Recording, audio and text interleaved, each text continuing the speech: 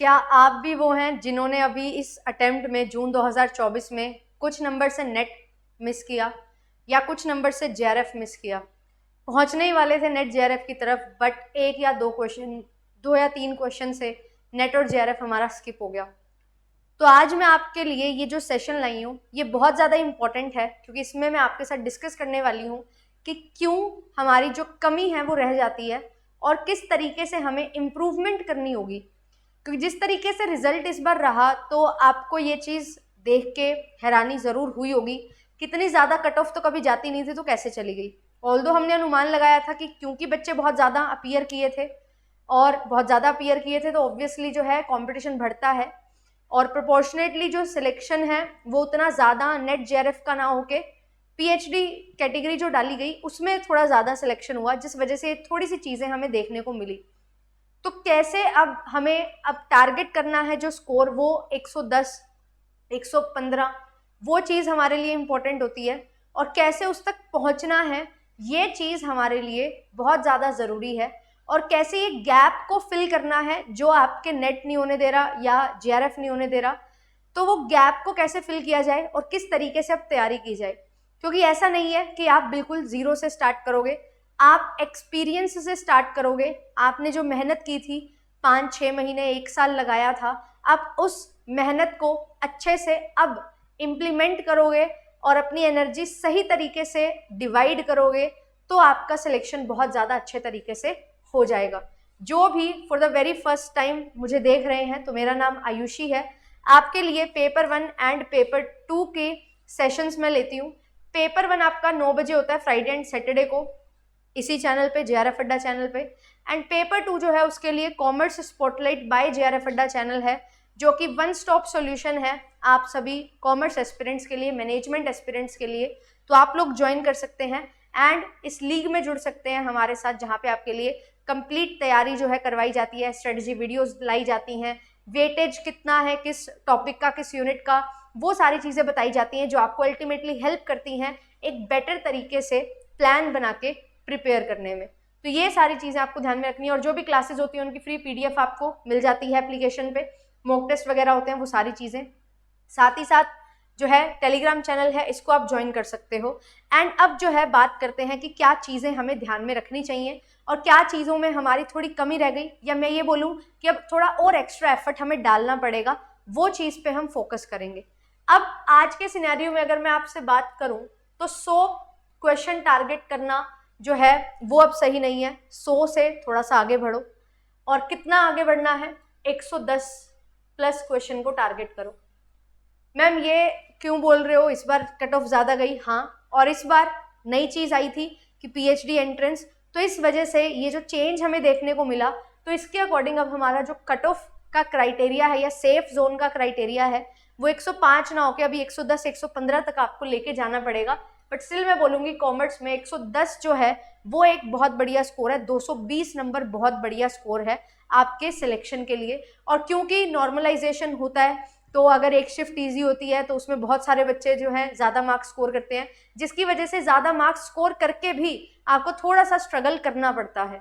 तो वो चीज़ के लिए मैं आपको बोलूँगी एक सेफ स्कोर अपना है, 110 मान के चलना है। एंड अब एक चीज़ आती है कि मैम हमने तैयारी तो बहुत अच्छे से की थी, अब हमें समझ नहीं आ रहा कि कैसे करूँ, क्योंकि मैंने तो अपना 100% दिया था। अब आपको करना क्या है? आपने सिर्फ नेट क्वालिफाई किया, आप जेआरएफ तक नहीं पहुँच पाए, तो यहाँ पे बहुत बड़ी लड़ाई आपकी होती है कि कैसे चीज़ों को समझें। सबसे पहला चीज़ यहाँ पे, सबसे पहला पॉइंट, इंपॉर्टेंट पॉइंट आता है, वो है कि आपको यहाँ पे अपने जो टॉपिक्स हैं उनको इंक्रीज करना पड़ेगा। जितने टॉपिक आप पढ़ रहे थे उनको अब इंक्रीज करो। मैम ये टॉपिक इंक्रीज कैसे करें?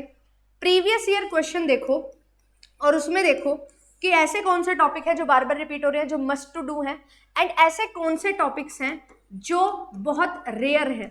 उन रेयर टॉपिक्स को आपको अब इंक्लूड करना पड़ेगा अगर आपका सिलेक्शन नहीं हो रहा है वो सारे टॉपिक करने के बाद जो हमारे लिए मस्ट टू डू होते हैं।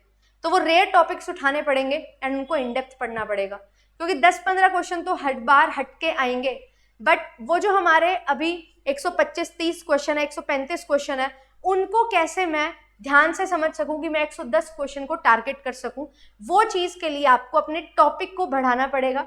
एंड कभी कभी ऐसा होता है, दूसरा तरीका क्या है टॉपिक को इंक्रीज करने का, वो ये है कि हम क्या करते हैं, हम कभी कभी एक पर्टिकुलर यूनिट को ही स्किप कर देते हैं। स्किप कर देते हो यूनिट को, तो ये जो है ये एक बहुत गलत चीज़ हमारे लिए होती है। आप किसी भी यूनिट को स्किप नहीं कर सकते। अगर आप कोई भी यूनिट को स्किप कर रहे हो तो आप डायरेक्ट जो है 10 से 11 क्वेश्चंस की आहुति चढ़ा रहे हो कि ये लो 10 से 11 क्वेश्चन जो मैं गलत करूंगा या मैं सही नहीं कर सकता। तो ये चीज़ कभी नहीं करनी। कोई भी यूनिट बेशक आपको बहुत बेकार लग रही है या आपको कोई समझ ही नहीं आ रहा टॉपिक, हमेशा ये एटीट्यूड के साथ चलो कि मेरे को क्यों नहीं समझ आ रहा, क्या मैंने मास्टर्स नहीं की, कर ली, बैचलर्स नहीं की है, तो जब मैंने मास्टर्स बैचलर्स कर ली तो क्यों मुझे ये टॉपिक समझ नहीं आ रहा, आखिर क्या है इस टॉपिक में। वो टॉपिक को आप पकड़ो एंड पूरा यूनिट ना करके मैं आपको बोलूंगी टॉपिक उठाओ, जिससे आपके पास क्या होगा, 5 से 6 क्वेश्चन का तो एटलीस्ट आपका जो है वो बंदोबस्त हो जाएगा। तो जो आप 10 क्वेश्चन 11 क्वेश्चन छोड़ रहे थे वो 10-11 नहीं, वो 5 से 6 रह जाएंगे। अब इनको कैसे एनालाइज किया जाता है कि मेरे लिए कौन से टॉपिक अब इम्पोर्टेंट है, तो ये अगेन वही प्रीवियस ईयर क्वेश्चन से आएगा, है ना, कि कौन से टॉपिक एटलीस्ट मैं कर लूँ इस यूनिट के। अगर आपने कुछ टॉपिक कर लिए तो आपको थोड़ा इंक्रीज करना है, अगर आपने स्किप किया था तो आपको जो है वहाँ पे स्किप नहीं करना, कुछ इंपॉर्टेंट टॉपिक्स करने हैं। और सबसे इंपॉर्टेंट चीज़ यहाँ पे आती है कि आप जो है सिर्फ और सिर्फ ये मत कभी भी सोचो कि जो पढ़ा है वही आएगा।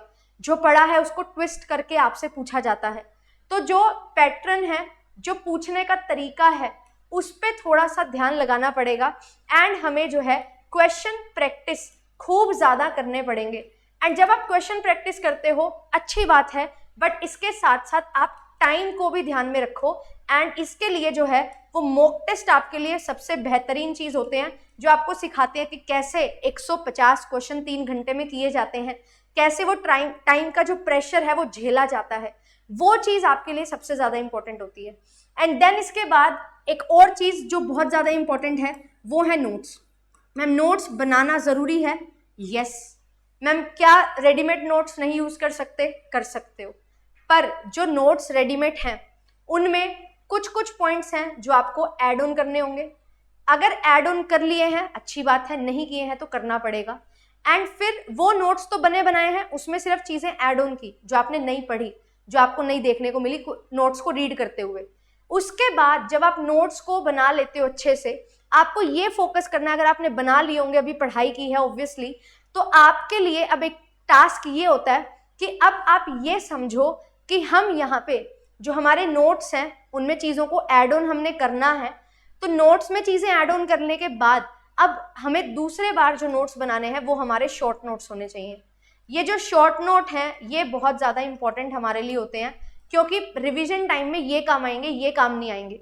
ये आपका बेस बनाने के लिए, आपको प्रॉपर तैयार करने के लिए है, बट ये रिवीजन के लिए है। जितना रिवीजन करोगे उतना आपके लिए चीज़ें आसान होने वाली हैं। कोई टॉपिक एक बार पढ़ लो 5 किताबों से, या आप 5 बार एक किताब से पढ़ लो, रिजल्ट सेकंड वाले में आएगा। जब एक चीज़ को 5 बार पढ़ोगे तो वो आपके जहन में बैठ जाएगी, क्योंकि हर एक चीज़ हर एक बुक में समझाने का, प्रेजेंट करने का तरीका अलग होता है। जैसे बोला जाता है कि एक टीचर को फॉलो करो, ज़्यादा को नहीं, तो इसीलिए बोला जाता है क्योंकि एक टीचर पढ़ाएगा, बार बार एक चीज़ आपको याद करवाएगा, उसका एक तरीका होगा। बट अगर आप इधर उधर भागते रहोगे तो आप सबके तरीकों से कंफ्यूज हो जाओगे एंड अल्टीमेटली एंड रिजल्ट्स आपके पास नहीं आ पाएंगे जो आप चाहते हो। तो वो चीज़ हमारे लिए ज़रूरी होती है। एंड ये सारी चीज़ें कैसे पॉसिबल हो पाती हैं? जब आप एक प्रॉपर गाइडेंस में पढ़ रहे हो, जब आप एक प्रॉपर एक टीचर के साथ मिलके पढ़ रहे हो, एंड साथ ही साथ जो है पेपर 1 एंड पेपर 2 सबसे इम्पोर्टेंट चीज़, कि जहाँ पे हम जो है बहुत ज़्यादा टाइम वेस्ट कर देते हैं। या तो हम पेपर 1 को ही सारा समय दे देते हैं, पेपर 2 तो हमारे लिए बहुत आसान है, हमारा पेपर है, या हम सारा समय पेपर 2 को ही देते हैं कि हमने तो इसी में रिसर्च करनी है, पेपर 1 जाए साइड में। तो दोनों ही सिनेरियो गलत है कि एक पेपर को अगर आप लेके चल रहे हो तो it is not going to help you. अगर आप पेपर 1 नहीं कर रहे तो मुश्किल है JRF होना, अगर आप पेपर 2 नहीं कर रहे तो मुश्किल है नेट होना।